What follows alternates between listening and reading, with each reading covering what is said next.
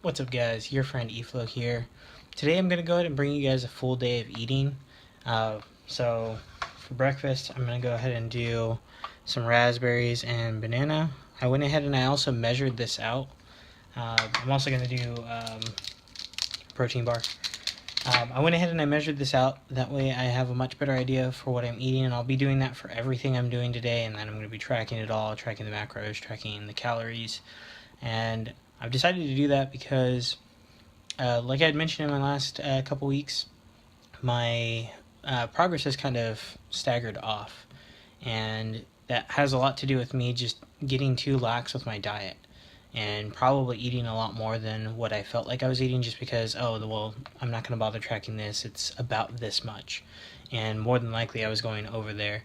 So I'm going to go ahead and today I'll track it all, show you guys what I'm eating, and give you guys an idea of what I'm doing to try to get this down. And hopefully this inspires you guys to, when it comes down to getting to a goal and you're hitting those plateaus, really just ask yourself, how bad do you want it?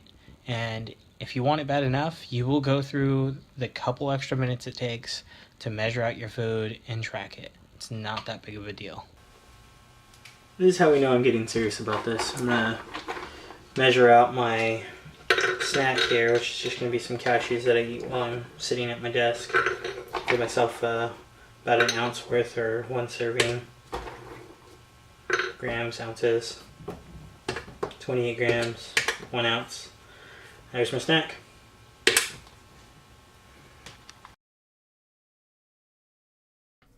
What we have next here is the salad that I have pretty much every day. I know that sounds boring to a lot of people, but if you have the same thing over and over, you get pretty good about measuring it out. I normally don't bother measuring out the romaine lettuce or the baby spinach spring mix, but I went ahead and I just made sure that I was getting about the right measurements for it this time around. I'll do that every once in a while, like every other week I'll check that. But what I do normally measure every time I do it is the cheese and the chicken, just because that stuff, when you're off, that can add up pretty quick and you can be off on your calories by a lot more than you thought. So I measured out the that's feta and herb cheese right there, and then throw in 4 little cherry tomatoes there. Then I throw in a quarter of an avocado.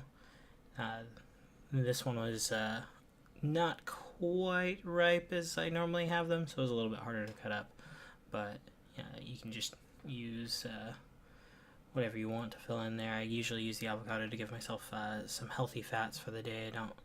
I don't consume too much bad fat stuff, but I want to make sure I'm still hitting roughly that fat goal. Fats are important for keeping you full and for your overall hormone health and health in general.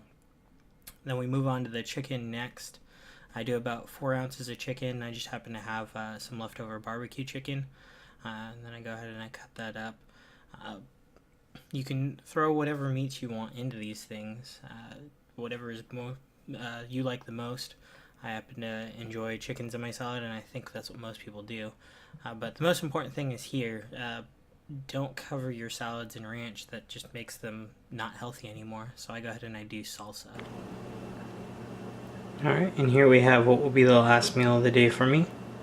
So I'm going to go ahead and take the quinoa, microwave that up, throw in about 5 ounces of steak. Normally I do this with chicken, but I'm out of chicken and I have steak, so we'll do that.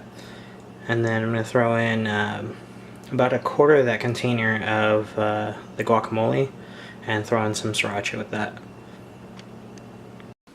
There you have it. It's a full day of eating on my current cut, and that was 1784 calories in total.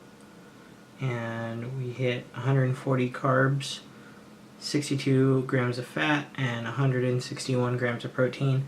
I didn't show you the 2 protein shakes that I had just because those are boring. I had the first one after the snack in the morning, and then the second one after the dinner at night. And thanks to that, I've been able to get myself back on track, staying fairly low on calories without going too low. And I'm 7.5 pounds down now, and I should be at about 8 by tomorrow or in a couple days. So I'm back on track with the weight loss, and the percent body fat seems to be coming down as well. So there you have it. That's about 1 month into the cut so far, almost 4 weeks. Not quite 1 month, but getting pretty close. So I'll see you guys again next week.